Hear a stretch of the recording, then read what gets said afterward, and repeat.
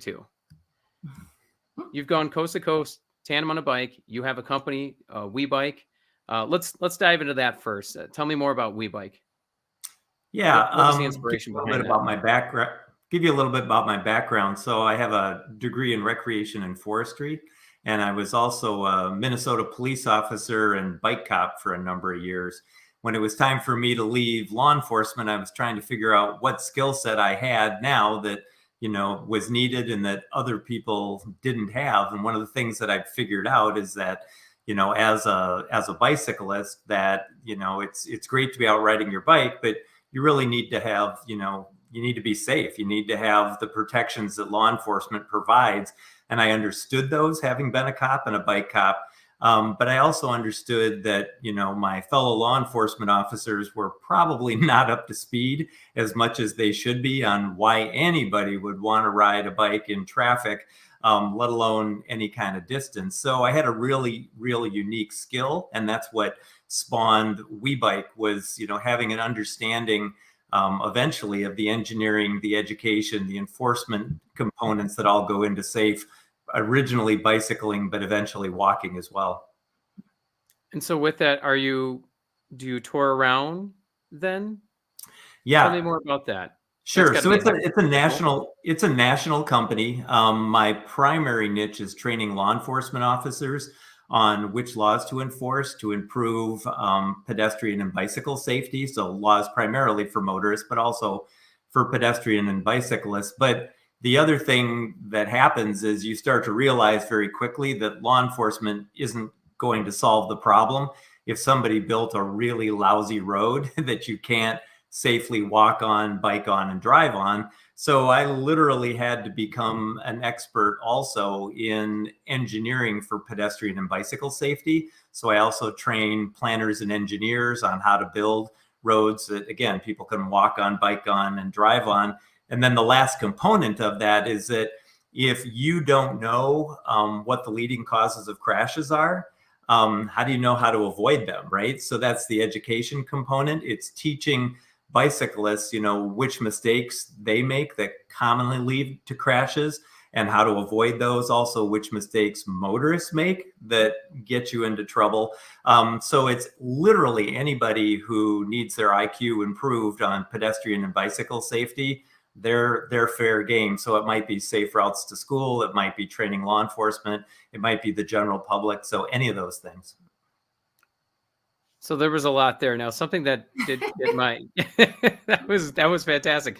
Something that I find interesting there. So you were talking about what is the leading cause of that. So there's a lot of investigation into that. It's data driven. So how do you obtain such information? How do you know? Where do you go? And I would imagine something about having that police background did have some sort of advantage to that.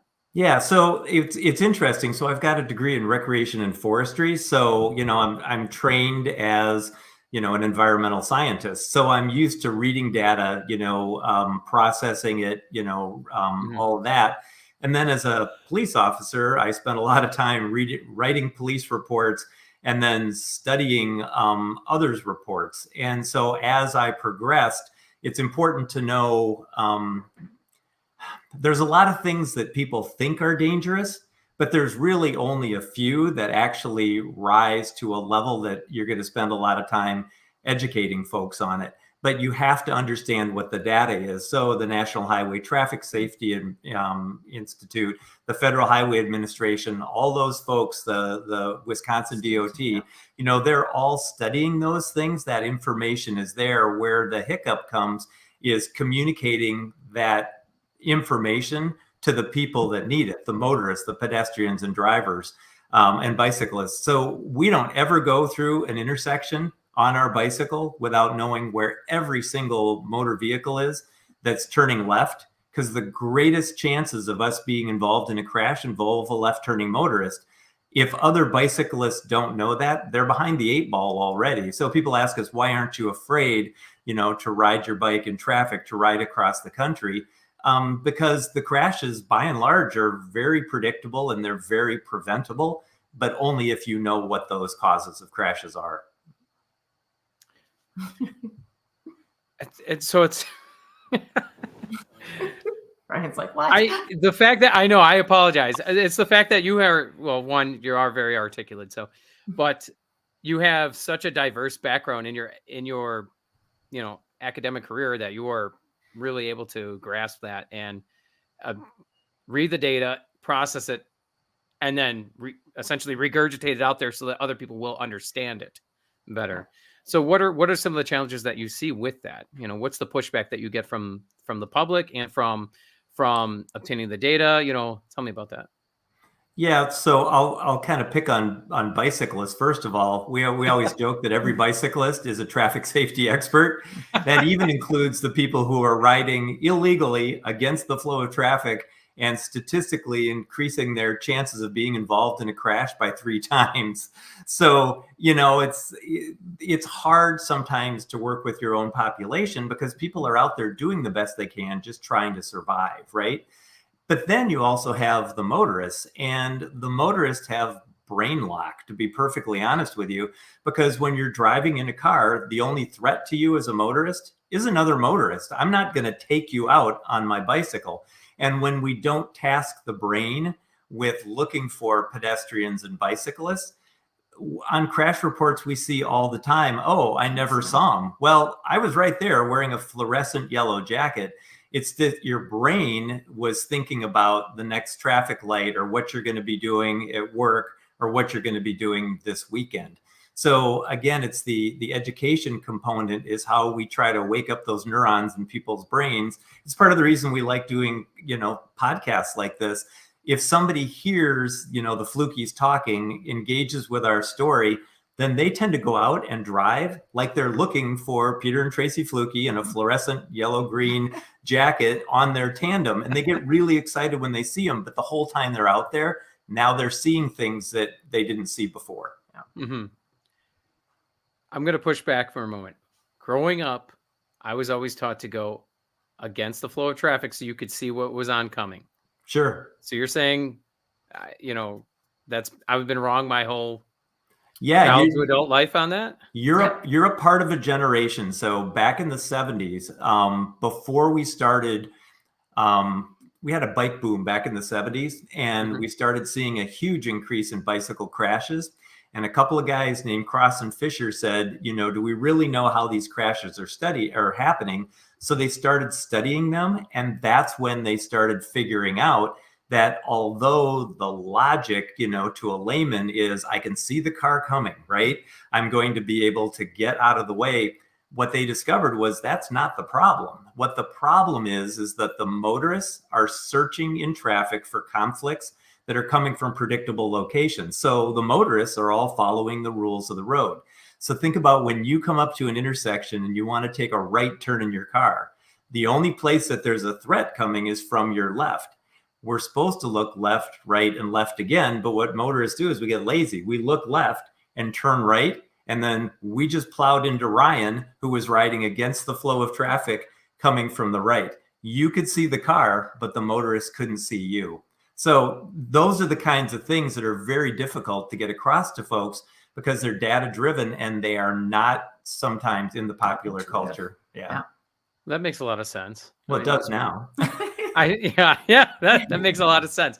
But so would you happen to have the data? I mean, and that's fine if you don't have it handy, but I'm just curious, what are the, do you happen to know what is the accident, each year by year, what, how many accidents vehicular involved in bicyclists? Sure. So the first thing I'll school you on is that professionally, we don't call them accidents because accidents are unpredictable. And if they're unpredictable, they're not preventable, right? Okay. So there'd be no purpose to this conversation. Instead, what we call them is crashes. And it's because they're predictable and they're preventable. So in the United States, in an average, and this is the other problem that we have, people overestimate grossly how dangerous it is to ride your bicycle. And then they don't know what to do to prevent crashes. So then they're doubly wrong. So then it makes people like me and Trace look like we're suicidal, right? To ride across the country. Not the case at all. I'm way more likely to die of a heart attack from lack of activity than I am from being in any kind of bike crash, even if I'm not wearing a helmet. So In an average year in the United States, we have about 1,000 bicyclist fatalities. Wow. So that's 1,000 people, which is 1,000 too many because one is too many, but we're topping 40,000 motorists a year that die in motor vehicle crashes. Now, there's rate differences on how much people ride and those kinds of things, but most of us aren't afraid to get in our car and drive anywhere we want. But you're talking only 1,000 people. Then the other part of that is half of those crashes happen at night. We're not riding at night, or if we are, we're using good lights, reflectors, tail lights, those kinds of things. Alcohol plays a role. We're not riding intoxicated. Many people are riding against the flow of traffic or wearing black clothing. We're not doing that. So see what I'm doing here is as you start getting things more correct in terms of your behavior as a cyclist, the more education you get out there, the better we build our roads. The number of crashes gets almost nominal at that point. Yep. You're decreasing the likelihood of a crash to occur because of all those various steps that they follow. The vests, the proper lighting, the proper hand signaling, the checks at 4 ways.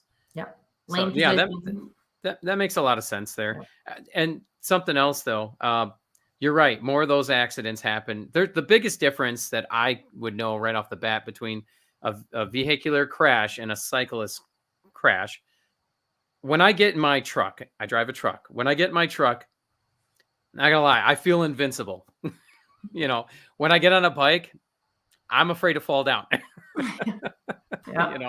So I mean, I think that that disparity in those numbers, that makes a lot of sense. And like you said, a lot of the alcohol plays a factor into that. So that I can understand where that's coming from. Now your goal here is to take that 1,000, right? That's the average that you're having, and you're trying to bring that down as far as you can, as quickly as possible, right? So that's the overall goal of WeBike, right? That's the intent. It is. That's fantastic.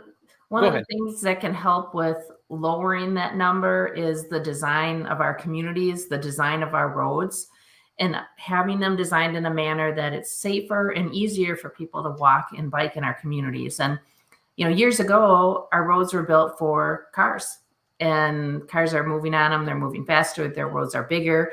And we just don't have a lot of roads sometimes that are easy to ride and walk on. So that's something I think communities are looking at, and they're making their roads or, retrofitting their roads to make it easier for people to move. The other thing that's happening in communities, there's a lot more housing and high density housing along different roads.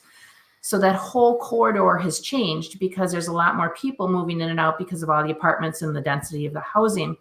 So we want to make sure that those people can move through that area by foot and by bike. Because otherwise, if they're all coming in and out with their cars and going down the block to go to the coffee shop, you just are creating so much more gridlock and so many more cars out there. So that's another thing that communities, when they start using more dense housing, they need to really look at their roadways and their transportation to make sure that people can move in all manners of transportation. That's really interesting, especially about everyone wants to ride their bike to their coffee shop and such, which is, it's not just trendy, but it's also, when you think about the environmental impact there, and you have an environmental science background. So it's kind of twofold what you guys are doing. Not only are you helping people, you're trying to basically rethink how we have our road system set up so that way it allows for the cyclists, but it also has a green impact on it in a positive way. Yeah. So that's really good. Now, I'm sorry, go ahead, Tracy. Well, you want the residents to stay in that community. So if there's a coffee shop down the block, if they can't walk or bike there, they might get in their car and they're not going to drive a block. They're going to go to the one that's across town because they're in their car anyway. And then they're going to add 10 different errands to it. So to have them be able to move through that area where all these services already are, impacts the economic development of that area, has those businesses be more viable, and does, the green part of it, it makes it a more friendly place, a better place to be moving through by different forms of transportation. So Ryan, another point to that, there's a whole list of why biking is good, but it's also routine health, right? And accommodation. So if we all get the, park in the back of the parking lot and walk that extra couple of yards or take the stairs instead of the elevator. But in our case, I can't remember the last time I took my car to the post office. It's a mile away. I'm gonna walk or ride my bike there. There isn't any place in town that we don't go on our bike. Consequently, I'm not one of those, Wisconsinites that's obese. And, some of it's from watching what I eat, but a lot more of that is just getting out and burning up more calories than I consume. I was just reading something the other day that it was talking about walking not only is phenomenal for you, but when you are having, let's say you're having a bad day, Yeah. and you're just not right, just walking is actually very good to give you time to think, to reflect, and to, make sense of whatever those emotions are. Yeah. So everything that you're doing is like essentially all encompassing of the green area, the health area, the safety area, rethinking the road structures to be more accommodating for the economic development. So, I mean, this is all these multiple facets of that must have taken a lot of thought process behind that. That's very impressive. Yeah, I mean, there's a lot of different alleyways that you can run down with this, right? And it's like I could justify getting on my bike from a dozen different angles, and honestly, but usually what gets me on my bike is it's just fun, makes me happy. Bottom line, there's a great quote from Albert Einstein, and the quote, I'm paraphrasing, I think, but it says, "I thought of that while riding my bicycle." That's Albert Einstein. I have seen pictures of him on his bicycle. Yep. He loved bicycles. Was that because he thought it, for such a simple invention, it brought so much joy? I mean, obviously the guy was a very complex, thinker. Yeah. I'm guessing that he probably appreciated the simplicity of the design and the efficiency with which the vehicle could accomplish so many things. That makes a lot of sense. That's pretty well said. So to jump over here now, you authored 2 books, Coast to Coast on a Tandem and Bicycling Historic Route 66. Let's talk about Coast to Coast on a Tandem first. Okay, Coast to Coast on a Tandem was our first book, and we did the ride in 2014. Okay. We went from Bellingham, Washington, all the way to Bar Harbor, Maine. We were on the road for 72 days, and we traveled 4,300 miles, approximately. We did that in June, started June 1st, and we got done mid-August, I think, is when we got done on that trip. And then we wrote the book in 2017. What possibly came up there and said, "Let's do this"? I got an idea. Hey, Tracy, get the bike. We're going on a trip across the country. Yes. So we'd actually been riding a tandem bicycle since probably 1995. We bought our first tandem, so our oldest daughter, was getting a little bit big for the bike trailer. We had a second child, either already or on the way. Yeah. And so we were logistically trying to figure out how we were all going to go biking together. And the best solution for us, which we'd learned from some folks who went before us, was to get a tandem bicycle, put a special set of pedals on the back so that Melissa, our 5-year-old, probably, something like that, could ride on the back of the tandem with me. And then Tracy could pull our youngest daughter, our newest arrival, Alex, in the trailer behind her. So it was really, we always say we got our first tandem to make our family stronger. And what happened, though, is that somewhere along the line, Tracy said, "Hey, I'm thinking I'd like to do the Door County Century, the 100-miler up in Door County." And she goes, "But I'm not sure I want to try it on my single bike. Could we do it on the tandem?" And I'd done a couple of centuries, and I'm like, "Yeah, we could do it on the tandem." This was an old Trek T100. I mean, it was new to us, but it's not really a road touring bike. I mean, it was okay for that. But we started training on the bike together, and what we discovered was we really liked being on the bike. And it was a lot like ballroom dancing for us. And then as the kids were getting older and kind of tearing our lives apart, that reason that you get together in the first place is completely gone because you need to take care of the kids. So date night for us became going out on the tandem. And when Grandma and Grandpa would take the kids, we'd start doing overnights. And, by the time though that we got up to doing 3-week long trips, our kids were, out of high school at that point. We're like, dang, if we would string together a bunch of 3-week trips, we might actually be able to ride across the country.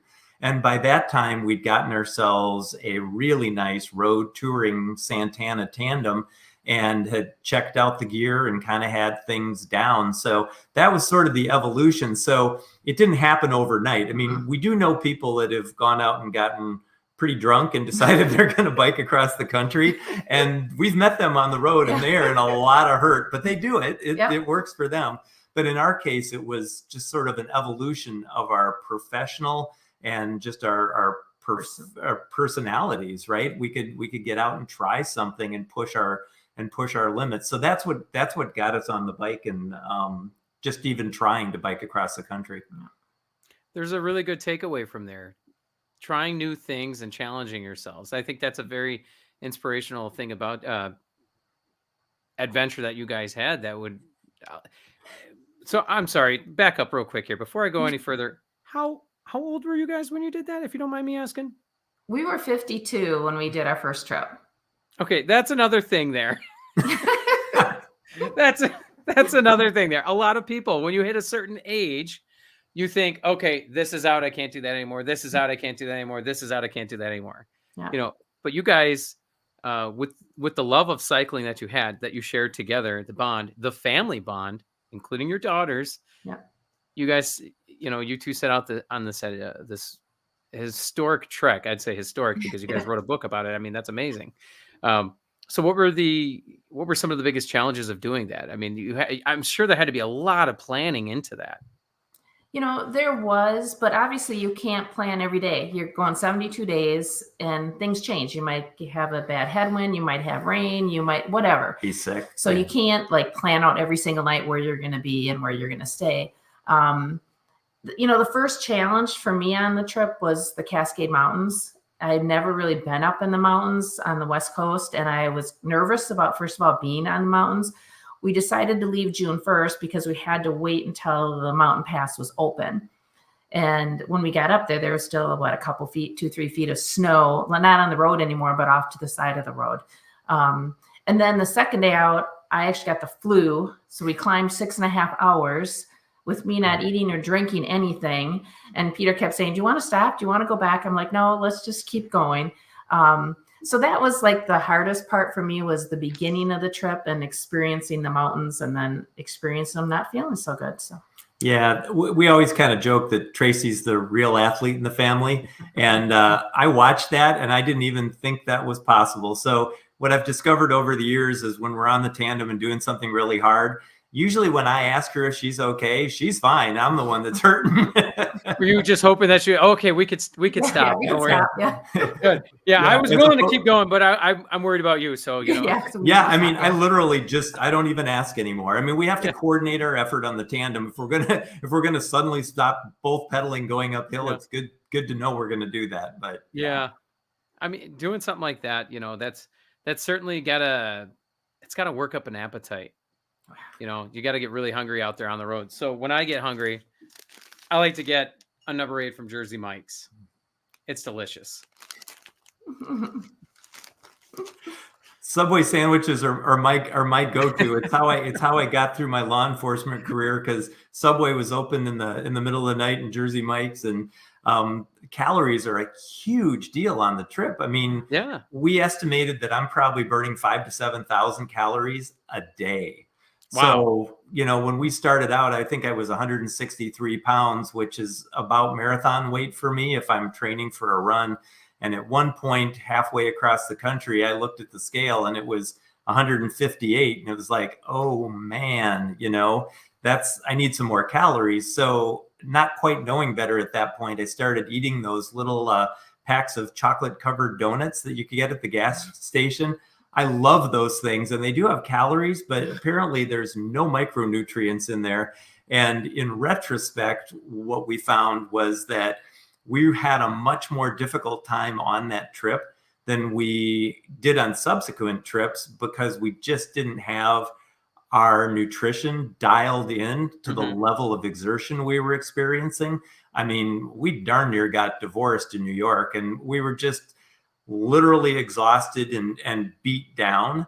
And I was, kind of trying to solve problems unilaterally like an ex-cop, and Tracy just needed a hug. And we eventually worked that out and got our nutrition dialed in, which made our, next two trips, the Mississippi River and Route 66, much easier and much more enjoyable. Frankly, not that the first one wasn't, but we realized we didn't need to be in quite that much pain. Well, it sounds like you guys found the secret to happy marriages, or at least you have the formula for marriage counseling. There you Get go. on a tandem bike and go across country. We'll see how you do. If you don't kill each other, you'll be much better for it when you get back. Exactly. Everybody's happy. So tell me more about Route 66. Okay, so Route 66 was actually our third trip. So in 2015, we did the Mississippi River. We started in Green Bay, of course, had to go to the northern boundary of the United States. So touched International Falls and then went all the way down to New Orleans. So that was a 30 some day, and I think went like 3,000 miles. And then in 2016, that's when we did Route 66. Again, started in Green Bay, biked down to Chicago, and then went all the way to Santa Monica, California. And that was our second book, was based on our trip, Route 66. Now, both adventures, and actually there was 3, you said, right? Yeah. It was just, but 2 books were authored. I mean, do you being a former police officer, I mean, were you, carrying? I mean, there has to be a fear of, especially when you get into a major metropolitan area, of the unknown. Tell me about that. So we get asked that question all the time. People want to know about, the scary situations, people, lurking around. And this sounds crazy, but we've got 60, 80, 100,000 miles of biking under our belts. Literally not one time have we ever felt like somebody was intentionally targeting us. Now, sometimes motorists aren't paying attention. Logging trucks on 2-lane mountain roads can be pretty sketchy sometimes.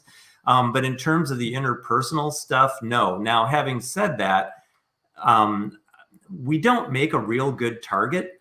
Crime tends to be, people picking on people that they know and understand, right? It's not going someplace where you don't feel comfortable and then doing something nefarious. And when you look at, a middle-aged couple on a tandem bicycle, honestly, they don't know if we're homeless or, well-heeled. And even if we are, rich, where the heck are they keeping the money, and what do I steal from these people? I mean, we literally have 55 pounds of gear on the bike, and we are almost always hot and sweaty. This is not somebody that you're targeting.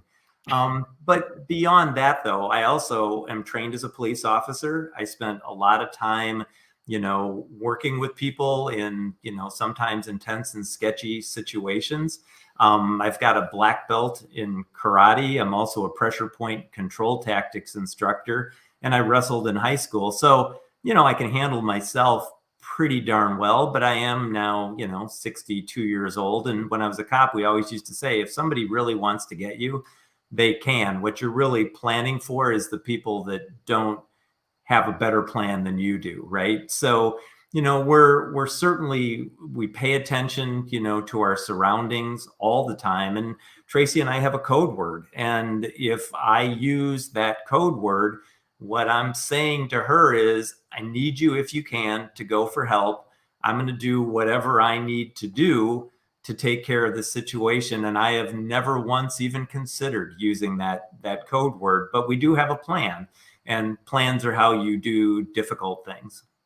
So pedaling and dangerous. Yeah. instead of Yeah. armed and dangerous. Yeah. Okay, so you, how would I say this? Going back to that. So your gear, what do you keep readily available and accessible, and what are you packing? You got about 50 pounds of gear, you said. So Yep. that's going to be a saddle in the front, saddle in the back, and in the mid. We have 2 panniers or bags on the front of the bike, Mm-hmm. and then we have 2 bigger bags on the back of the bike. We do carry all of our camping gear because we do camp. Okay. We have the tent that's kind of right behind the back seat, and then we have our sleeping bags and cooking gear. We usually carry at least 2 more meals type things, and they're usually like a backpacker type thing meal. And we have, 2 sets of clothing for biking, and I think 2 extra sets of regular clothing that we carry. And that's about it. And it's really amazing how little you need. We have our homes and we have all the stuff that we have at home. And with 50 pounds of gear, we have everything that we need on the bike. And we typically don't, and we have a bunch of repair kits, and we carry extra tires and inner tubes, obviously. But we have everything we need on that bike to be able to get across the country. Yeah, I was just going to ask. There's got to be room for maintenance gear. Yes. So you said you camped, but where did you stay along the way? I mean, hotels and such. And We do on our first trip, so the coast to coast, we did a lot more camping than we did on Route 66 because we're in more of an isolated area on coast to coast up, in Montana. There's no people, let alone any hotels or even there's an organization called Warm Showers, and it's an online community for cross-country or long-distance cyclists. And people open their homes to you as you're coming through their community, and in turn, we open our home when people are coming through Green Bay. In fact, we're hosting a gentleman tomorrow night that's coming through and staying with us through Warm Showers. But we did a lot more camping on our first route because there just wasn't anywhere, no warm shower stays, and there were very few hotels and motels. So it's just kind of a mix of where we stay depending on what part of the country or where we are and what's available to us. wow. Okay. So has there ever been an instance where you couldn't find one, but you couldn't find a hotel, but you also couldn't find anywhere to tent to pitch a tent? Yeah, so here's my running joke about that. The difference between being a bicycle tourist and being homeless can be a very, very thin margin. But we have literally not gotten stuck. I mean, we've stayed in hotels where we literally considered setting the tent up on the bed because the hotel was so disgusting.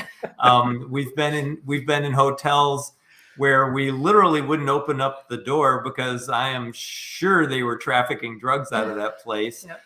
We've stayed in campgrounds with no showers and no water. That's sketchy. So, and the warm showers thing is always super fun because, these are like-minded people. All they want to do is hear our stories and help us along our way. But there are also times, if you're tired and burned out, man, the last thing you want to do is sing for your supper. So, we pick and choose based on what's available and also on how we're feeling. And sometimes the fact that I am not willing to go to bed without a shower, I have to suspend that if there is no shower. And then I enjoy the next night twice as much. So when you are having to pitch a tent, like for instance, you mentioned Montana. There's not a lot of people around, but there certainly are animals. Yeah. Any concerns or any run-ins? No, it was funny that first night that we were on our own, when we went through the Cascade Mountains, Peter's mom and her partner Rod came with us with an RV. So as we got, into Indy, Idaho. For the record, it wasn't by choice. Mom just invited herself along for the first 2 weeks. Yeah, she thought it'd be great to come along, which was nice to have them. But we camped in one of the federal campgrounds in Idaho up in the mountains, and there were bear. And I have never been again in an area where there were bear. And I was like, and Peter's packaging up like our food and, my toiletries and stuff. And I'm like, well, what are you doing? And he's like, well, I'm going to put this in a bag and we're going to tie it in a tree over there. And I'm like, well, why are you going to do that? And he goes, well, would you like the bear over there or would you like the bear over here? And I'm like, oh yeah, put it over there. So yeah, we did have a few incidents with wildlife, but nothing extreme. Okay. Just So one of the funny incidents with with wildlife. So we were in Montana, and there are prairie dogs everywhere. Which, I mean, if you're not used to being around prairie dogs, they're kind of cool, and they're popping up in their holes and whistling. But I looked over one time. We're going 30 miles an hour on the tandem, and there's a prairie dog keeping pace with me. And I'm like, no way. So I actually Googled it, looked it up. Apparently, the top speed of a prairie dog is 35 miles per hour. Oh, wow. Yeah. That's bizarre. I didn't even know there were prairie dogs in Montana. I always think of like, southern states like, well, Oklahoma is, I guess, considered a southern state. But yeah, I usually think of down, in that region towards Texas. That's pretty cool. So no issues with, say, skunks coming across your tent? No, I mean, when we got down south, I mean, you had to watch out on the shoulder of the road that you didn't inadvertently run over a dead armadillo, which was something we don't worry about here in Wisconsin. We've seen dead alligators along the road, but no, I mean, it's a highway corridor. The animals by and large have figured out to stay away from it. So, saw a dead moose too. That was huge animal. We were like, holy cow, what is that? It's a moose. So what is the most dangerous section of highway that you guys have traversed? We both know what that is. So in 2019, we were going to pick up, we've ridden, I don't know, 25, 30 states or something. Yeah. So we had a 7,000 mile trip planned to pick up the rest of them. And we were starting in Bellingham, Washington. And the first part of the route was to go south along the Sierra and Cascade mountain range. And in order to go through California, north to south, you really have two options. One is the Pacific Coast Highway, which we'd ridden before, or you have to take what we've termed Bloody Highway 89, which is a 2-lane mountain road with predominantly logging trucks going along the Sierra and Cascade mountain range. And it literally was the gnarliest piece of road I've ever ridden, because it's 2 lanes with, mountain on one side, narrow lanes with mountain on one side and, 30, 40, whatever foot drop off on the other. And you've got all these logging trucks that they're just trying to beat feet and get their load, to and from the logging site as quickly as they can. And they're used to using the whole road.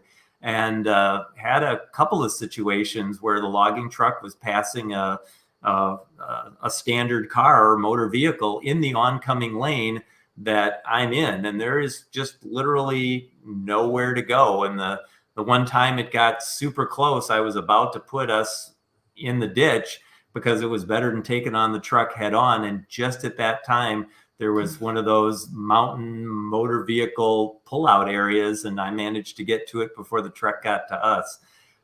It doesn't happen a lot.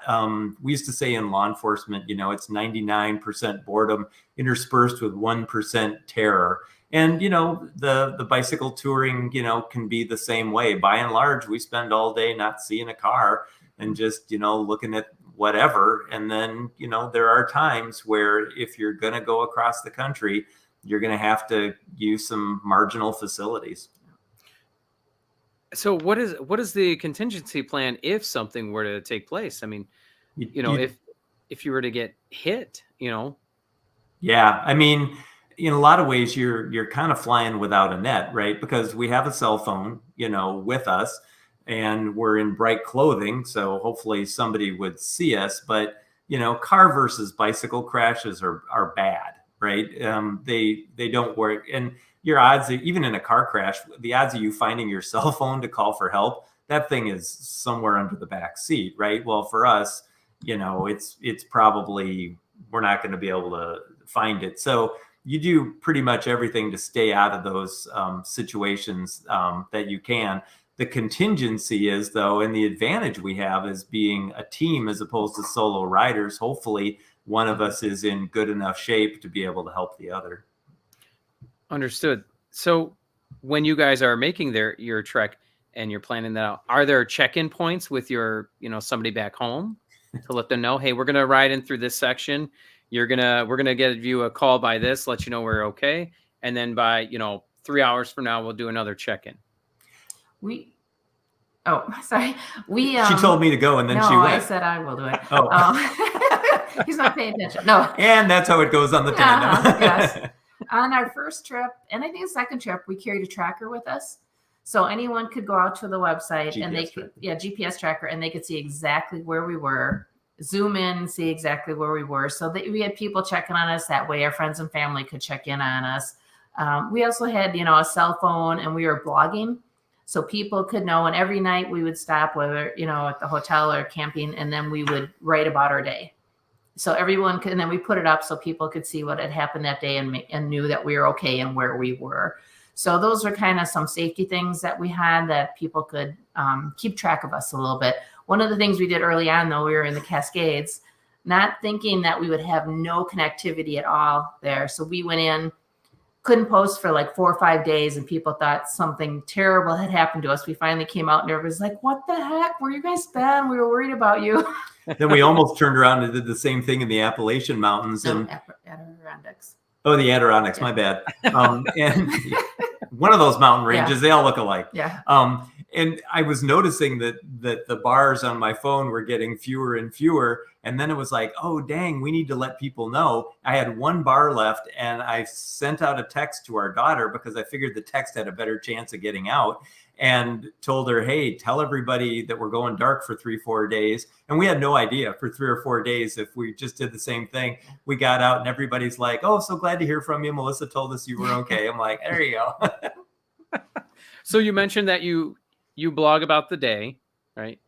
That's actually a very therapeutic. Is that one of the reasons behind that? Because I can imagine the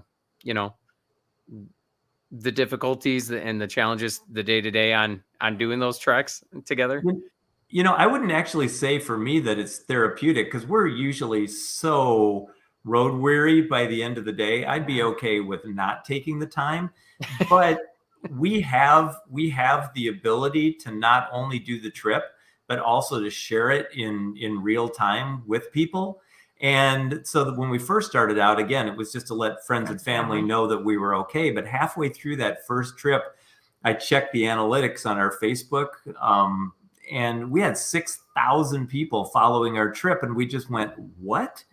And that's when we sort of started thinking about, the trips, while they were fun and, kind of exploratory for us, they were also a means to an end, right? We had 25 years of bicycle and pedestrian safety under our belts, and you need to get people's attention. So having that as a way to get our message out became really important to us. So you always varnish things on social media. I mean, the days were often much tougher than we made them out to be, but then we were able to go back later and use those blogs and those Facebook posts to write our book, at which point our publisher said, man, this sounds like sunshine and roses, was it? And we went, God, no, it was horrible some days. And he goes, you need to write about that stuff, because you wouldn't really be doing justice to the experience. And that's some of the comments that we get on the book most often, is that just how honest and raw we were about that. We actually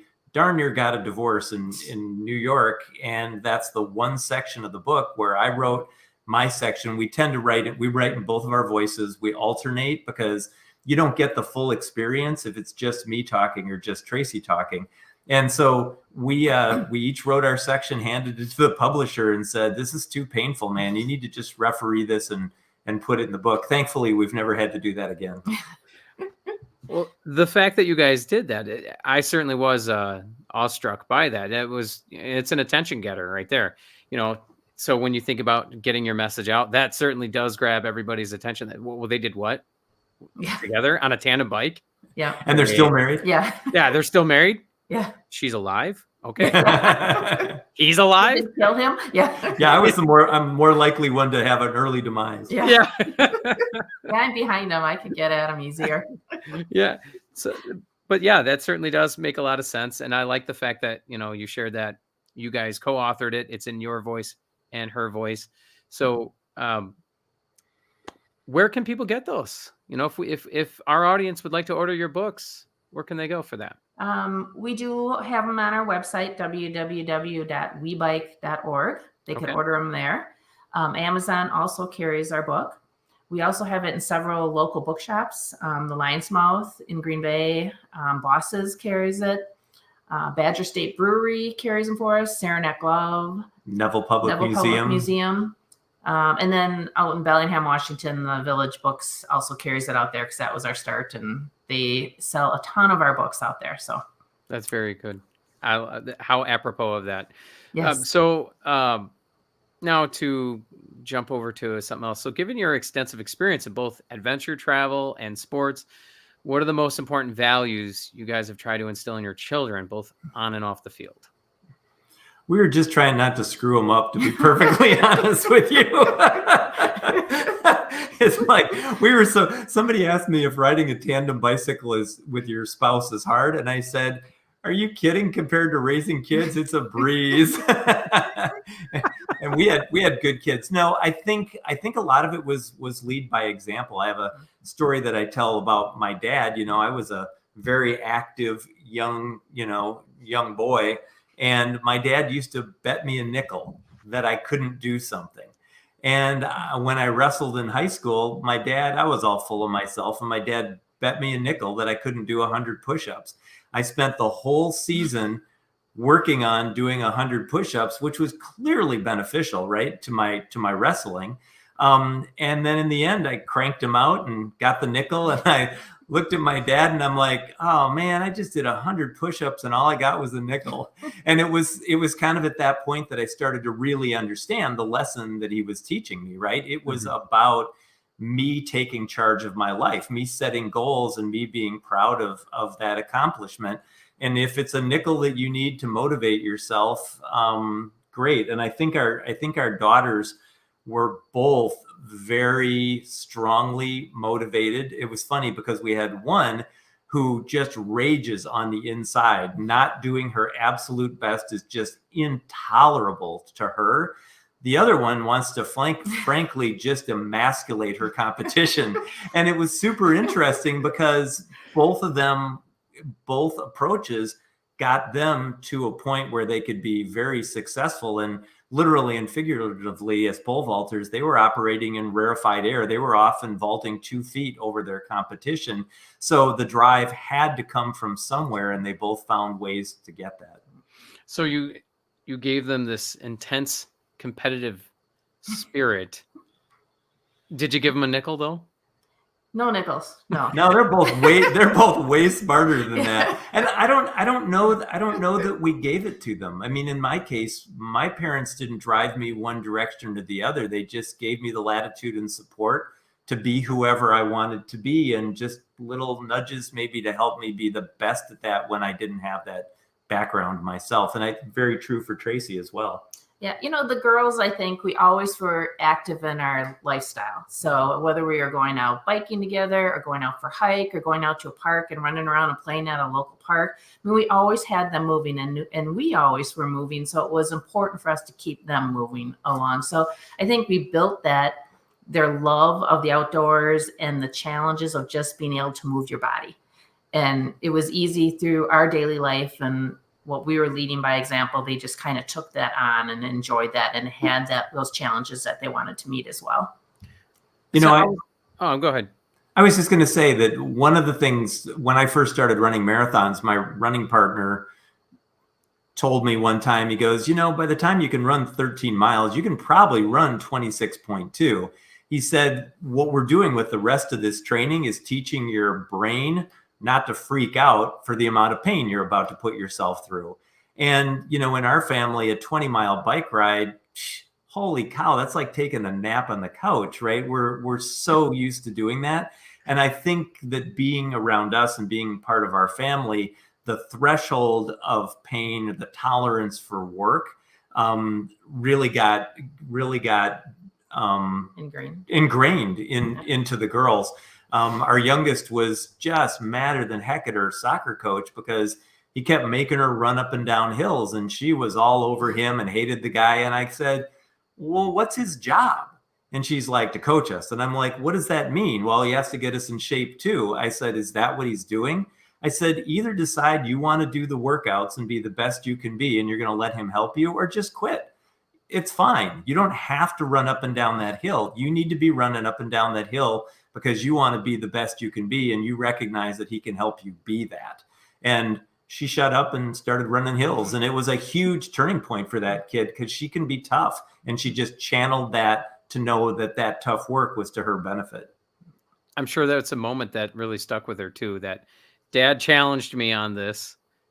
She had a moment, an epiphany of, okay, I'm going to need to put in the work. So how is that translated into your daughter's professional lives?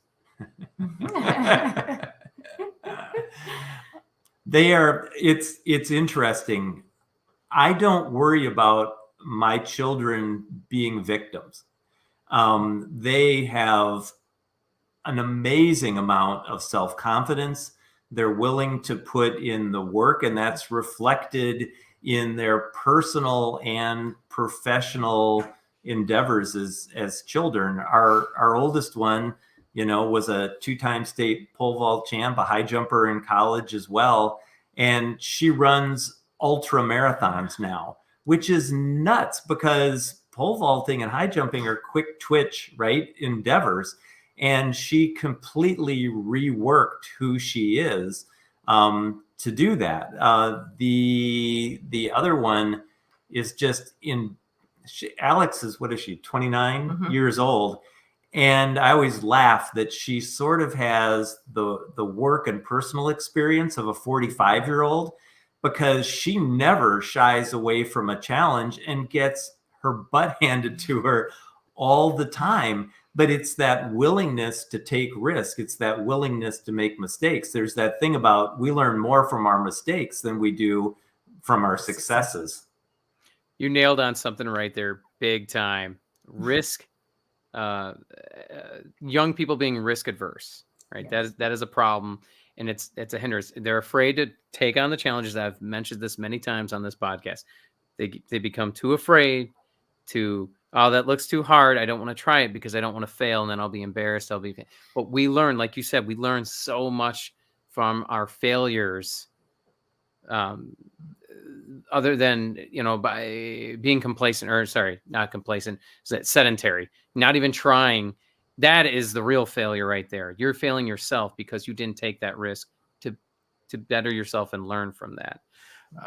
Well, I think we all expect that success is going to come magically too. And one of my trainers explained to me one time, you're watching a surfer surf a 50-foot wave, right? Which should literally be impossible.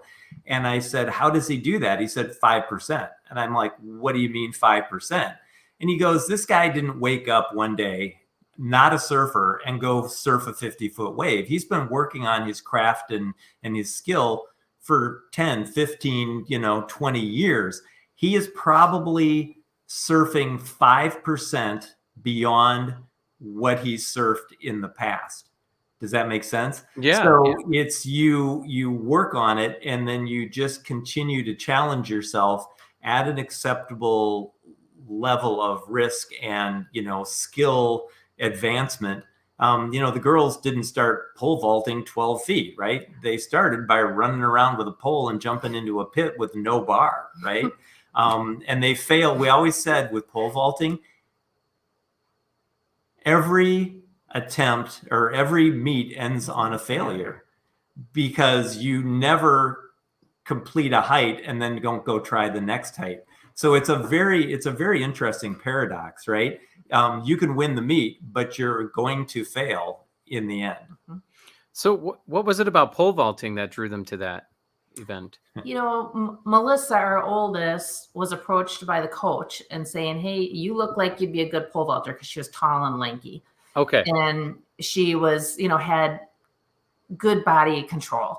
And he had approached her and said, hey, why don't you try this? And she's like, I don't know if I want to do that. So then the season starts, and like 2 or 3 other of her friends are vaulting or on the team. And she's like, well, wait a minute, why can't I do it? And I said, well, you told him you weren't interested. So then I said, well, you could reach out to him and say, maybe he'll take you yet and see if you could do it. So she reached back out to the coach, and him being very wise by recruiting her friends, Said, yeah, I guess you could try it too, you know? So then she started vaulting. And then of course our youngest one, seeing that, she started vaulting at a much younger age too, and got into it and, you know, did vault earlier in life. So I don't know, you know, why. It was just it was an opportunity. Yeah. They liked the challenge. We Yeah. had a history of state champions and a program. So if they'd been at a school where nobody pole vaulted, they would not have been pole vaulters.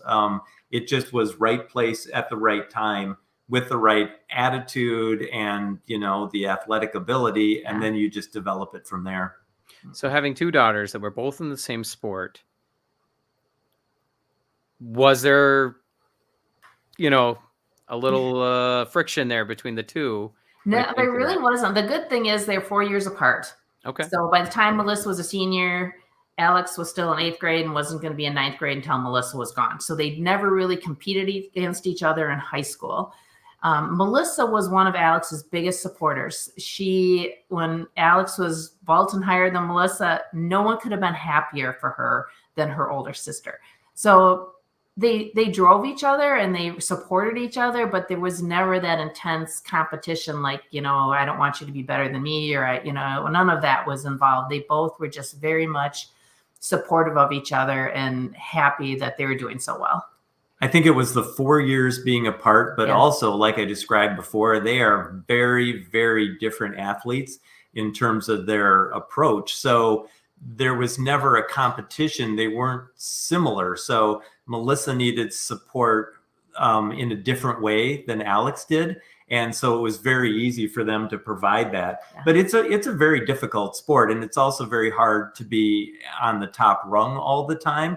And so there were definitely times when one of the girls would be struggling and the other three of us would sit down and pick and choose who was most likely to be able to get through to her. You know, it sort of takes a village. Yeah. Yeah, it does. I have a brother 2 years younger than me, and he and I are hyper competitive individuals. And so there used to be a lot of sibling rivalry, you know, growing up.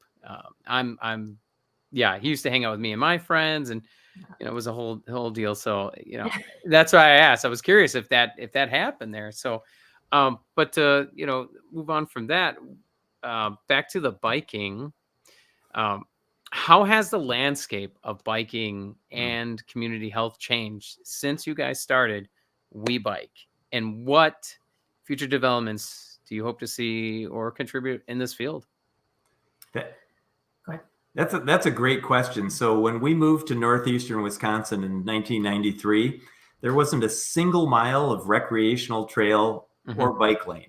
So, and having come from Minneapolis, St. Paul, where I was a park ranger with a huge biking community and trail system, and basically we thought we'd died and gone to hell. It was terrible. The Fox River Trail wasn't here. I mean, it was tough. Now, the good news was, the bad news was there wasn't any infrastructure.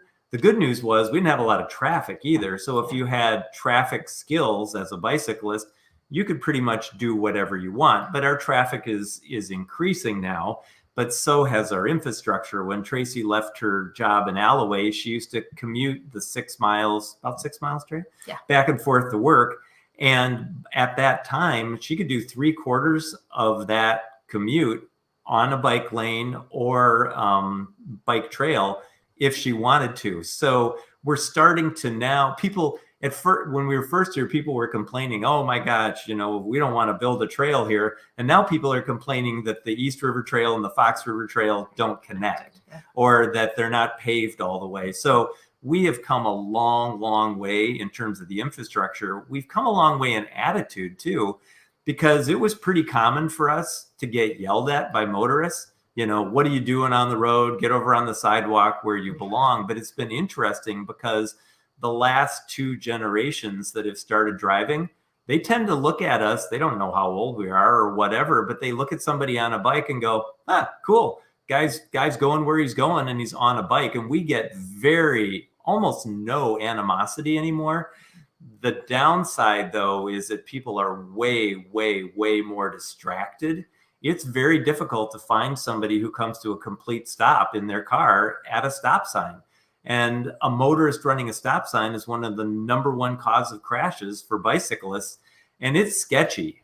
Tracy's been hit by a car, has a little meniscus missing in her knee, had a concussion, the whole 9 yards. And it's like, we need some help out there. Motorists need to understand that bicycles are legal vehicles, that it's a legit form of transportation. That bicyclist who's out there is probably a motorist, at other times of their day.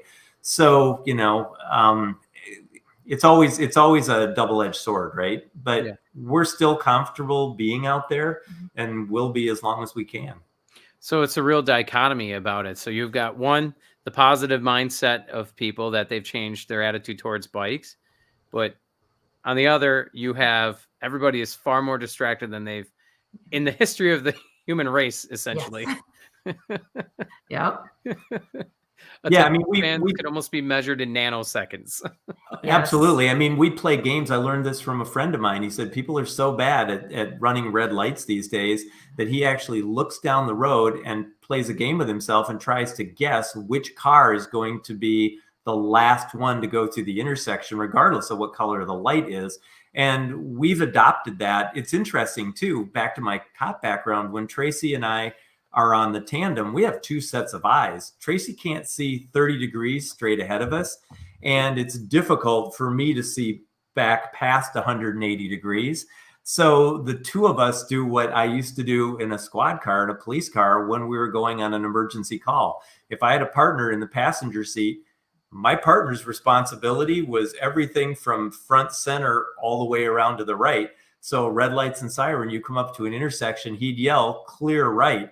And I'm checking to the left. That was the quickest and the safest way for us to go through. Tracy and I will do that on the bike now. There are times when I'm distracted by something straight ahead of me, and with the mechanics of the tandem, it's very helpful when Tracy says car right, because I may not have seen that car coming. So there are things that we've modified in our behavior. And also, she had some anxiety after her crash, and that helps with that as well. Oh, and that's very unfortunate. I'm sorry to hear that, but glad you're doing well, and it hasn't deterred you from getting back on the bike. Thank you. So speaking of the bike, what kind of tandem bike is it that you ride? So we've had 3 tandems, and unbeknownst to us, when you buy a tandem, apparently you never get rid of it. So we still have all 3 of them. We do loan the first tandem out. Violet, our second one that we did all the cross-country trips with, is enshrined in the upside down from hooks in the garage. We now have... It's a Santana. It's a Santana. Yeah. We now have a CoMotion Speedster, and that is a really interesting bike. It has no chains. It is belt driven front and rear. So the pedals the belt connects Tracy and my pedaling stroke, but then it also goes back to the drivetrain. And the only way you can do that is by having an internal hub or a gearbox. So we have 14 speeds on that bike, and it's all internal. Remember, like the old 3-speed Sturmey Archer bikes, but this one has 14 speeds, and it's great. We don't have to clean the chain. It's quieter. The power transfer is much smoother. The really funny thing, though, is I have to change the oil on the gearbox every 3,000 miles on my bicycle. Sounds like driving a car. Oh, it's hilarious. There's a lot of really neat things to it. Maybe the shifting might be a little bit slower, but we're not super. I mean, we're still really fast, but we're not racing that thing. So, on a cross country trip, the advantages far outweigh the disadvantages. So I'm actually a mountain biker myself. I'm actually a runner myself too. I meant to mention that earlier. So I'm actually running 2 full marathons this year. Nice. Really excited. It's my first full. I've done 4 halves. Loved it. And maybe your daughter can be my coach. If she's running ultras. I'm sure you know this, but the world gets different at mile 20 and mile 22. That's what they keep telling me. That's what I keep reading. I'm looking forward to that challenge. I'm also a mountain biker, so I have a hardtail and a full suspension. Nice. I got a Raleigh and a Norco. The Norco is the full suspension with the dropper post. Yep. I'm not sure. Okay, so you are familiar with that. Oh yeah, I'm a bike guy. Okay, yeah, they're the right guy to talk to. So yeah, I did a lot of trail riding, and the more aggressive stuff, whatever got that adrenaline rush going. That was me. There's a jump right there that I could hurt myself. Watch this. This is going to be awesome. So the whole thing about trees don't move, you've got that figured out? Oh, there's a video on YouTube of me just getting taken out by a tree. Oh. I need that link. Yeah. I'll have to send you the Okay. link after. I actually, what happened was, my brother and I, in our, competition that is never ending, we were both going down a trail system where there's a lot of jumps. It's very flowy, fast paced. I was leading, he was behind. So he had his GoPro that was watching me. I hit the jump. I landed wrong. It threw me off into the forest.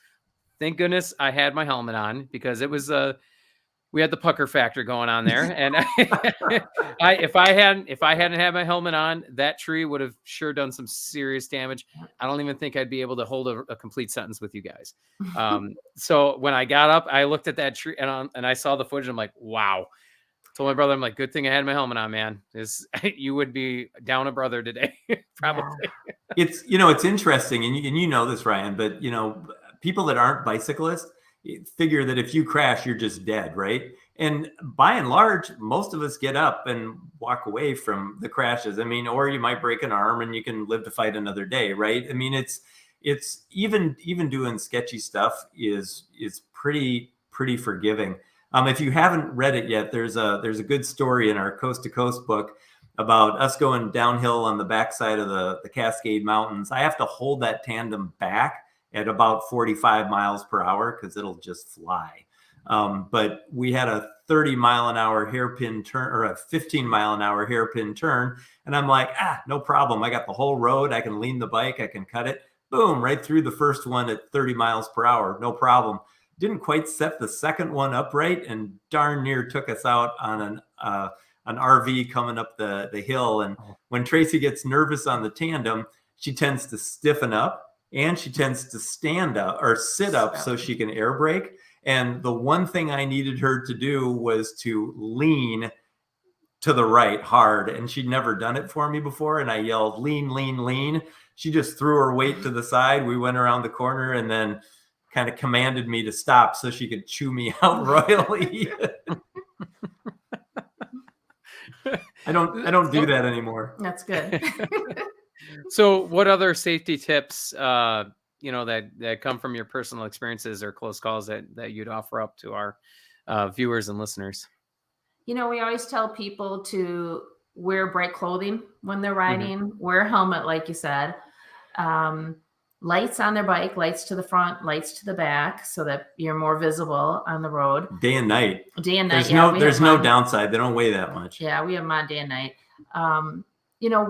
Position yourself on the road so that motor vehicle drivers can see you. Don't go really tight against the curb because you're trying to hide from the traffic. Stay out a little bit so that you're in their sight line and that they can see you. Signal when you're turning left, signal your left turn, signal your right turn. If you're stopping, put your arm down that you're stopping. So the more communication you can have with the motorist, the better. If you're entering an intersection, and catch the eye of the other person entering, make sure that they see you and that you're seeing them. And so be as visible out there and take responsibility for yourself by being as visible as you can be is one of the things that we tell people.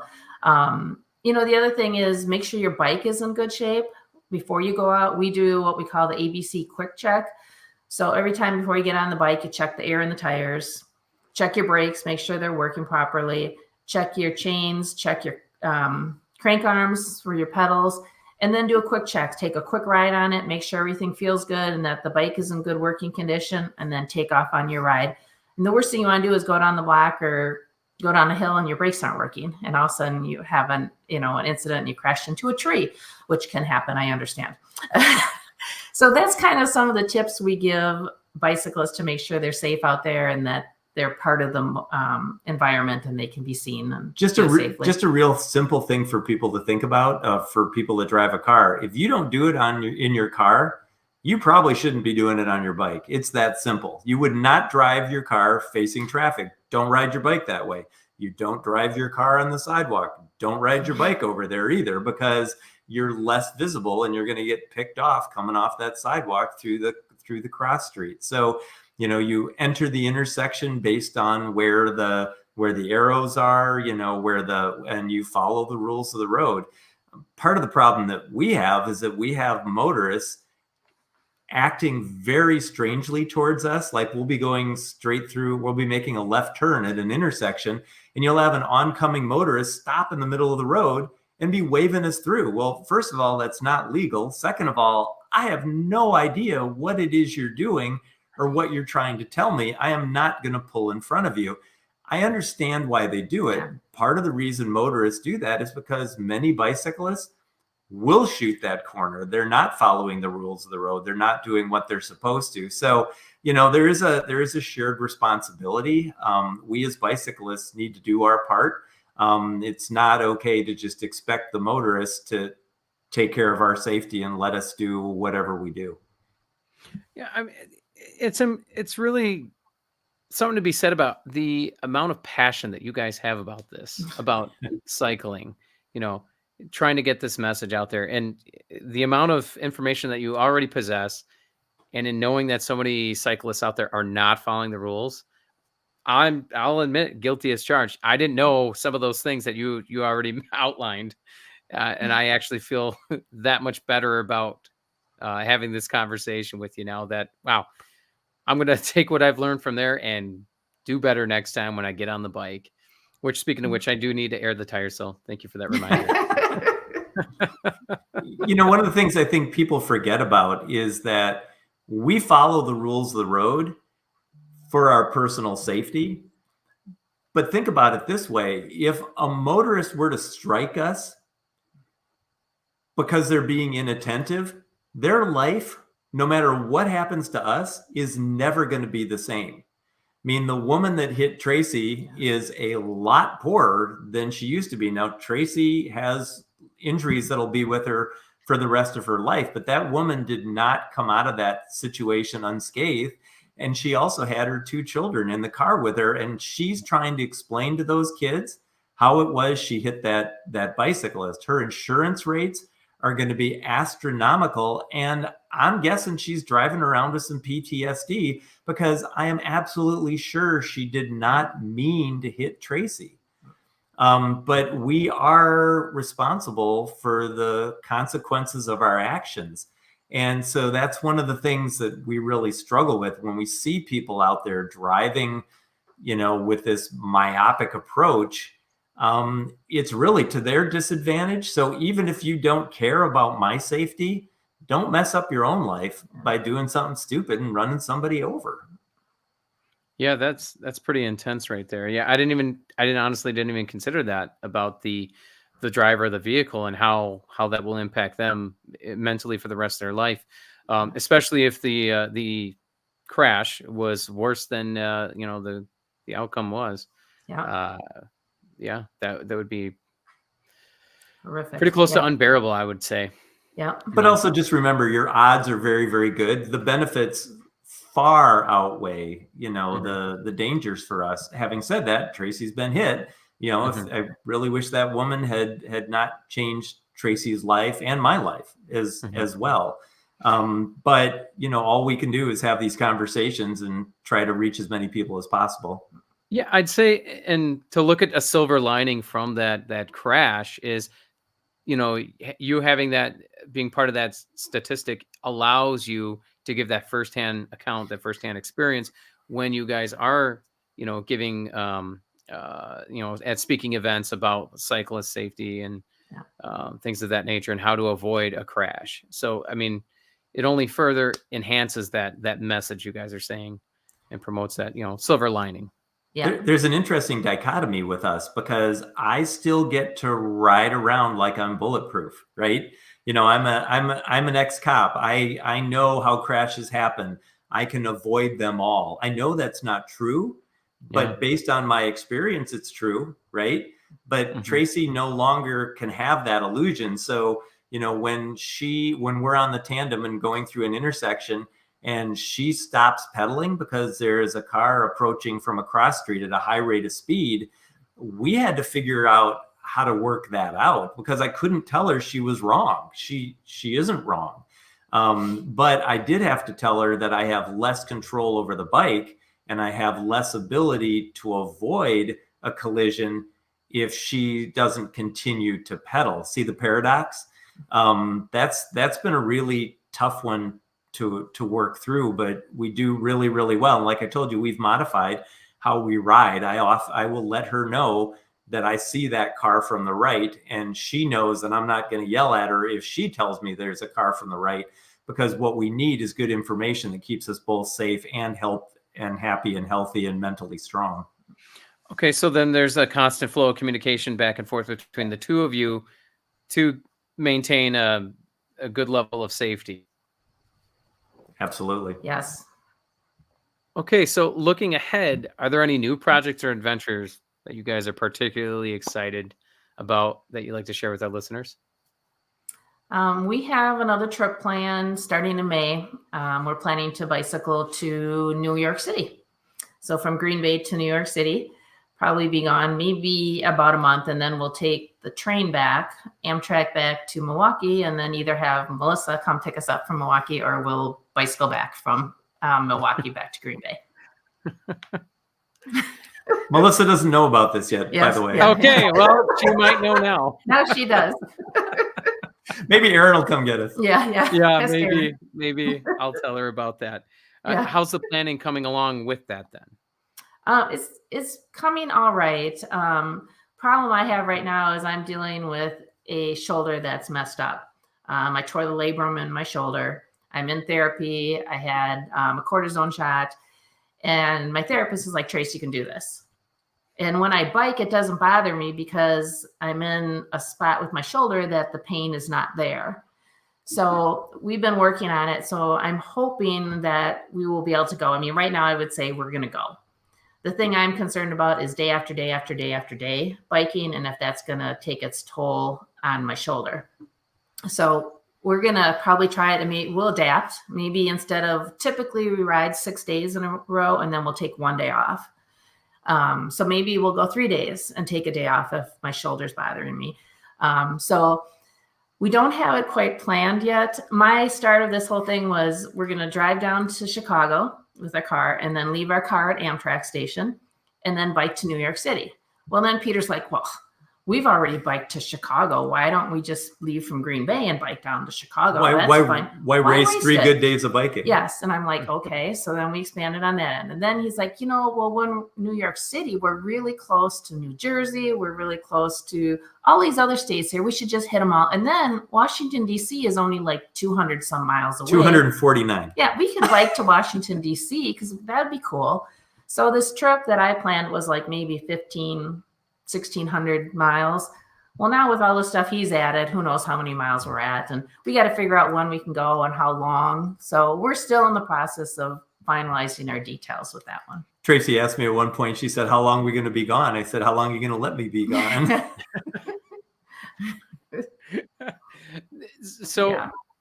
So how do you and Tracy stay motivated to maintain an active and healthy lifestyle? And how has that evolved as your daughters grew up and moved on to their own athletic careers? I've always been active. I was a 3-sport athlete all through high school. I played volleyball, basketball, and track. And I was on the first 9th grade girls basketball team, if that tells you anything. So, Title IX totally got me involved and allowed me to play the sports that I did. So I've always been really active. I've always biked all my life. Never to the extreme till I met him, but I've always been really active on that end. So, and when we do our trips, we start training about 6 months before. So we do have a trainer that we work with. We're working with the young man from Bell & Health right now, and he's helping us with our training schedule. And we did that with all 3 trips. We are of the mind that, like Peter said, some people go on these long distance trips and they don't train at all. They just start going and away they go and they do just fine. But we, at our age and stuff, we wanted to make sure that we could do it and that we had that ability to ride the miles that we needed to or climb the mountains that we needed to. So we've always trained before all of our trips. And then and done really well because we've been able to, you know, have the stamina to be able to ride the miles that we need to put in. You know, I'm similar to Tracy, but I'm way more hyperactive than she is. I mean, athletics was the way for me to stay calm enough so that I could study, right? So that I could do what I needed to do. So I was a wrestler in high school, if that won't exhaust you. And that's what kept me, you know, in the zone. And all through my life, it's been the same way. I am always happier during the winter when we are actively training for something. It just puts my mind where my mind likes to be.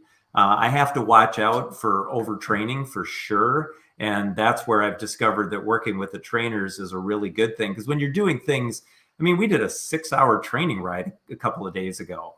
You know, when you're doing that kind of stuff and you have to figure out how much recovery time you need, how you're going to work in the weightlifting, you know, that when you're going to do, nobody likes doing intervals. They suck, but they also increase your ability to do the things that you need to do.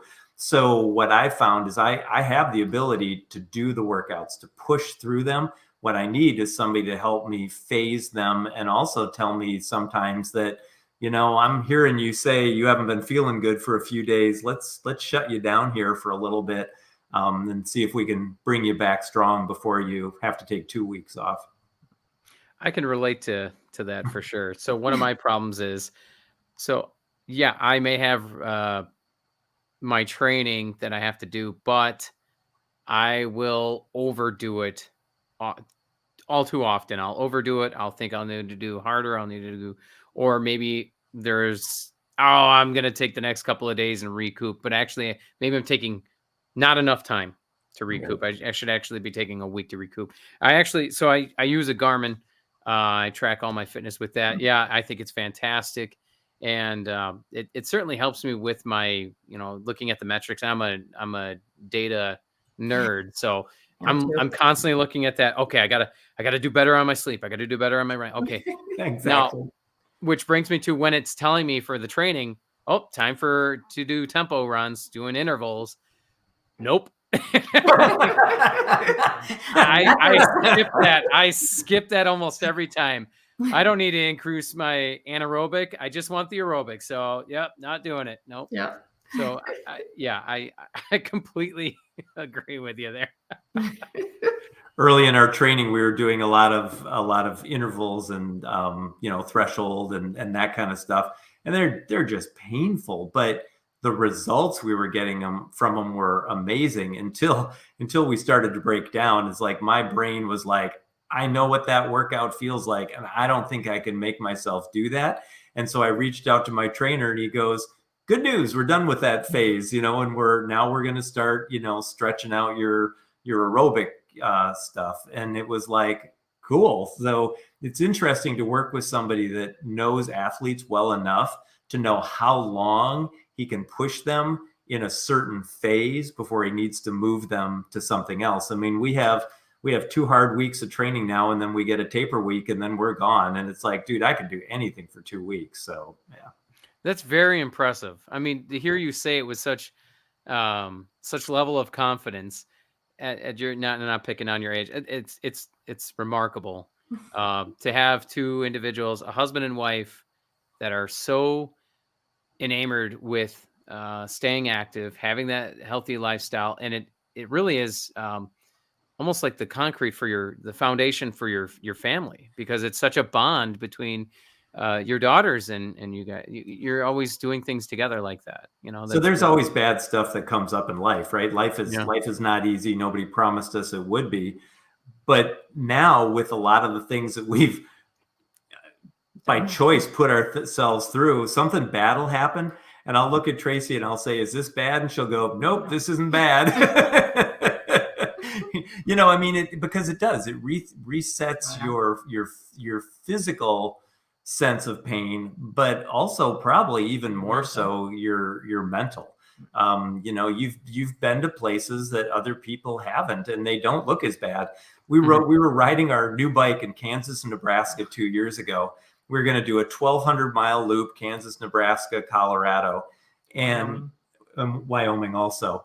And when we got there, we were getting 11-degree wind chills, 35-mile-an-hour headwinds, and 50-mile-an-hour crosswinds. And we're like, yeah, let's give it a try. And we were just astounded that we could actually ride in those kinds of conditions. I mean, there were times where we'd go, I don't know, we might die here. So we're going to go 8 miles down the road. There's a gas station. We're going to check it out, see how we feel, and decide if we're going to ride the other 50 miles that day. So, there were some really interesting calculations that we were making. We were pulling all of our skill set, but we discovered we could actually ride in that. Sometimes it would make, if the wind was 15 degrees to a headwind as opposed to a cross tailwind, we literally couldn't ride in it. And we had to keep readjusting our schedules so much that after, I think we did 450 miles, and we're hanging out in a hotel, eating pizza and drinking beer, which we'd been doing for 2 days, waiting for the weather to change. And Tracy said, I'm having a lot of fun, but I was really hoping we could ride our bike. So then we decided we were going to bail on that trip. That was a weird thing for us too, because we'd completed 3 cross-country trips, epic once-in-a-lifetime trips in a row. And when we had to bail on our 2019 trip because of Bloody 89 and because of where Tracy was with her anxiety in her knee, we'd never had to quit before. We didn't really know that you ever did have to quit. And we had some really long, interesting conversations. And there wasn't any one thing that said we have to quit, but we had a whole bunch of minimums that were at work. Tracy had some anxiety. Her knee wasn't good. I didn't know how to help her. The bike was a little compromised, and we were about to hit the high desert where people were suggesting maybe you want to carry a cardboard sign that says water in case you run out of water, because the motorists that go by are all carrying 5 extra gallons, and maybe they'll give you some. And any one of those things we probably could have handled, but the one thing you can't do in our line of work is die on a bike trip. So, we're talking about being safe, making good choices, doing difficult things, but not at the expense of your safety or your life. And it was a really, really good lesson for us that we do have the ability to assess and make good choices. And now we're healthier, and our bike's working better, and Tracy's knee's coming along, and we can go out and try neat stuff again.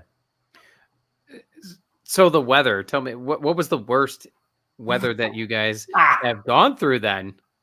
Okay, so when we did our first trip, we went from the West Coast to East, and Peter's like, we do it this way because the prevailing west winds. I'm like, okay, cool. So Northern Tier, we did that way.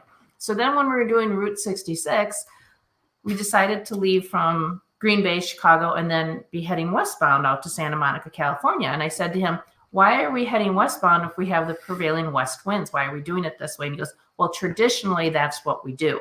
Or that's how this route is done. It's the go west, young man. Yes, go west. Yeah. Right? So we dealt with extreme headwinds, extreme heat. Once we got to like Arizona, New Mexico, and California, it was just we'd have to be up as soon as the sky was pink. We were on the bike and on the road because we wanted to be done by noon, because the winds would get so much harder, the temperature would go up, and we just literally couldn't ride in it, or we'd be going so much slower that it would take us that much longer to get to our destination. Yeah, you're overheating and using twice as much water as you would be early in the day, and the distances we had to travel were too far. So yeah, that was literally my worst navigational error ever. I was going to say the one that I picked though is when we were up in the Adirondacks. We biked for 2 straight weeks, literally rain all day, every day for 2 straight weeks, and it was 52 degrees. So we were just soaked from the time we got up in the morning till the end of the day. And people ask us, do you use rain gear? And you can't, because you overheat so bad in the rain gear. You just have to get wet. So we'd wear enough clothes that even when they were soaked, we could keep our core temperature up high enough. And then we had warm clothes with us. So if we had a mechanical, we would have enough residual heat that we could set up the tent, climb in it, get warm clothes on. So that was probably, the 50 mile an hour crosswinds were insane. I could ride in them, but I couldn't take my hands off the handlebars. So typically we stop and take a break every hour, every 45 minutes, but I couldn't drink anything. So we were getting dehydrated. I'm sure it was just blowing the water out of us. So we would have to go for like half an hour, stop, drink along the side of the road, and then try to get back on. It was doable. It was surprising. But now if there's like a 20-mile-an-hour wind and we have a training ride, it's like, yeah, we're good. Yeah, we don't even care. Yeah. So would you say your marriage is so much stronger because of these adventures that you guys go on together? I would say it is. I mean, it's a challenge. People see us on the tandem and they'll go, oh my gosh, it looks like fun. We would love to do that. And we just look at them and go, well, can you wallpaper together? Have you ever wallpaper together? And they look at each other like, no. And we're like, try it. But, they say a tandem or even a double kayak is a divorce vehicle. So it is tough. You have to give each other a break, swallow some stuff at times and just let it go. But I think it probably has made our marriage stronger because we've been through so many things together and so many experiences, and, some of them tough and some of them just really fun that we'll remember, forever. So yeah, it definitely, I think, has strengthened our marriage. Yeah. I mean, we have this code based on 37 years of experiences that nobody else can understand, right? I mean, you probably noticed we take turns, answering your questions. She knows what I'm going to say. I know what she's going to say. What I'm really listening hard for, though, is the time that she'll come up with something that I haven't heard before. And, that's what makes me love and appreciate her even more. It's those nuances, those new things. I'm pretty big on, I mean, I used to be a cop, right? I had to get it right to go home safe and to keep the people around me safe. So I was really used to there being one way, and that was the way I knew how to do it. But what the bike has taught me is that I'm always compromised, but I always have this incredible resource right there with me, literally 6 inches behind me, if I'm smart enough to get off of my high horse and listen to her. So, if I tend to bonk really easily because I'm burning so many calories and I become an idiot. I'm not safe on the bike. I'm not making good choices. And Tracy would say, do you want something to eat? And I'd just bitch at her. And now between the two of us, we figured out that what she'll do is she'll say, do you want something to eat? Do you want something to eat? Do you want something to eat? And finally, I will just put my hand behind me to get her to shut up, and I eat something, and 5 minutes later, I'm coherent and can do my job again, right? Or if she's not navigating well, or if she's cranky about something, I've learned to cue on the fact that she's behaving differently, not on how she's behaving, because that means something's changed that we need to address to stay safe and happier, honestly. Mm-hmm. And Tracy, I like that you referenced, well, can you wallpaper together? There's all these other things that I'm sure one of the first words they use to describe when they see a tandem bike or see you guys, well, that's cute that they're doing that together, Yeah. Okay, but how many things can you do with your significant other and you're not right at each other's throats about it? I'm sure many times where like you loaded the dishwasher wrong or you did this, I can't, you need to go over here. I'm just going to let me do this by myself, Yeah. Well, even road tripping by in your car. Think of how many times you and your spouse or your partner have gotten into it when you're trying to get somewhere in your car. Now you add the bike to it. You're out in the elements. You're tired. You can't see each other. So it makes it that much more of a challenge. And I'm the navigator. So I have the maps and I'm the one telling Peter where to go. And I'm not, when we first started this, I'm not the best navigator. I can't read a map real well. I'm much better at it now. But so that was a challenge for me and put a lot of pressure on me at times to make sure I got it right. Because if I screwed up, we could go 10 miles out of the way or the wrong direction. And all of a sudden we have 20, another 10 to come back and get where we were. So that puts a little pressure on it too, making sure I get us where we should. So I'm dying here. One time we ended up on the wrong side of the lake. That was good. Yeah. And the other time we had to make a right-hand turn and we both look at this hill and we're like, oh God. I mean, it was like 200 Yeah. feet straight up. So we hammer this thing out. We get up to the top. We look over the edge, and it's like, oh, that's where we were the road we supposed to should be turn. on. Yeah. So we're coming up on time here. So we've covered your WeBike endeavor. We've covered your books, your adventures on the tandem bike. Is there anything that we've missed there? I think the only thing is kind of what does all this mean, right? It's like, Mhm. why do we do this? And we would not have ridden across the country had I not known two friends that had done it before, and been willing to share their stories. I do a lot of training with police officers and other people, and I tell a lot of stories. My dad was a minister. It just comes naturally to me.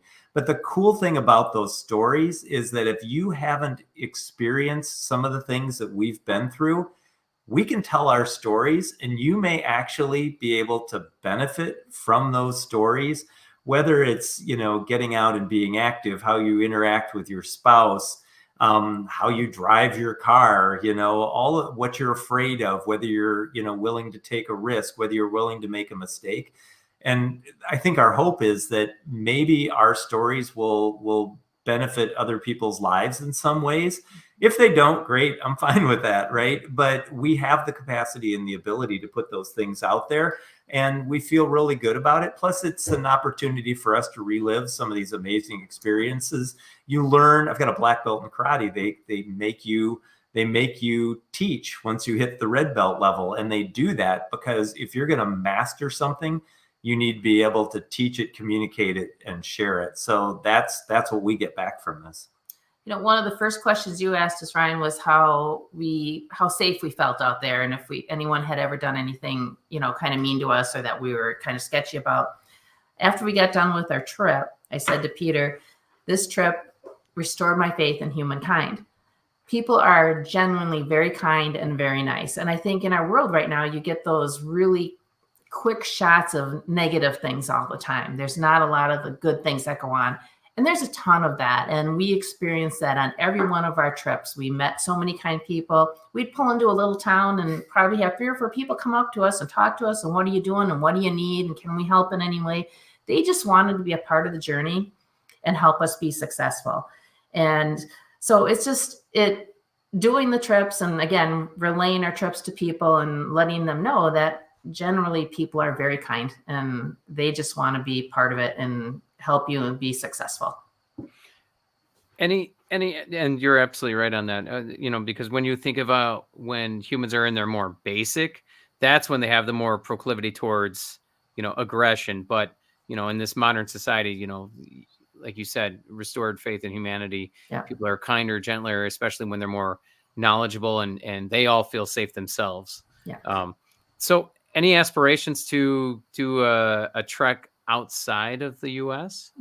People ask us that all the time. So we have like 19 states we have not traveled through yet by bike.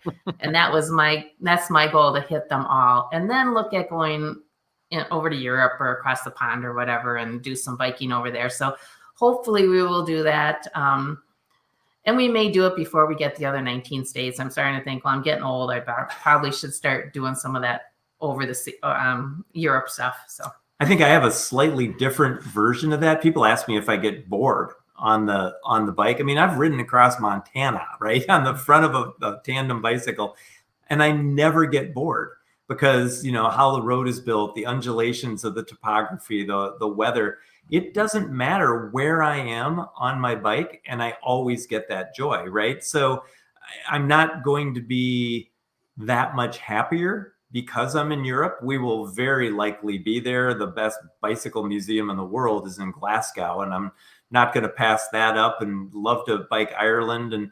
But the main point is that we're happy, healthy, and on our bike, together. And where we do that is very much secondary. True. Okay, so for our viewers and listeners, and they want to find and follow Tracy and Peter, where do they need to go? So the easiest way, we'll be blogging on our next trip, so they can go to our website, which is www.webike.org, and there are links there to the blog. They can also check us out on Instagram at WeBikeETC, so WeBikeETC, and then probably Peter Flucke on Facebook, and we're always posting kind of day to day on those things. So, and our old trip blogs are up on our website. So those are kind of fun. And there's videos of, bombing down the Cascades at 45 miles an hour with a stream running along next to us. And so, yeah, there's tons of content up there. And yeah, we're not trying to hide. We're trying to sell books. And when's the next time that you guys are doing any public speaking on bicycle safety or book signing for that matter? We are going to be on the WPR. Yep, on the Larry Mueller show on the 25th from 11 o'clock of April, from 11 o'clock to 11:45. Okay. Glad I remembered that. Yeah. That's good recall, Peter. Yeah, that's good. I'm the one doing all the posts. Yeah. So again, really appreciate you guys taking the time to have a conversation with us. This is the After the Game podcast. It is a part of Team 2. What Team 2 is, that we are a streamlined platform for schools to essentially manage their athletic programs. So when you think of player registrations, you think of fundraising management, you think of digital ticket sales, and that's what our company does. So the podcast is meant to highlight the benefits of athletics and what it can do for people. So you two are exemplary of what it does, and it certainly has transformed you guys into a power couple. Thank you. I like to think of it as collecting on our investment now. When we started training for this next trip, I was a little nervous because we're 62 now. And our trainer from a couple of our trips looked at me and he kind of chuckled. He goes, at this point, I would say that 60 is the new 30 for you guys. You'll be just fine. Well, good. That makes me feel better because I just turned 39. There you go. I'm always looking at the 80-year-olds in the gym now who can still move, and I'm super excited. So any other last thoughts or remarks? No, thanks for having us on the show. It was nice to talk to you and share our stories. We always like to share our stories with people. Also, I'm excited about your platform, having raised 2 athletic children. The easier you can make all those aspects for the kids and the parents, the better the performance and the happier people will be. So good luck with everything. Yeah, absolutely. So thank you guys so much. Appreciate you guys being on the show. Thank you. Thank you.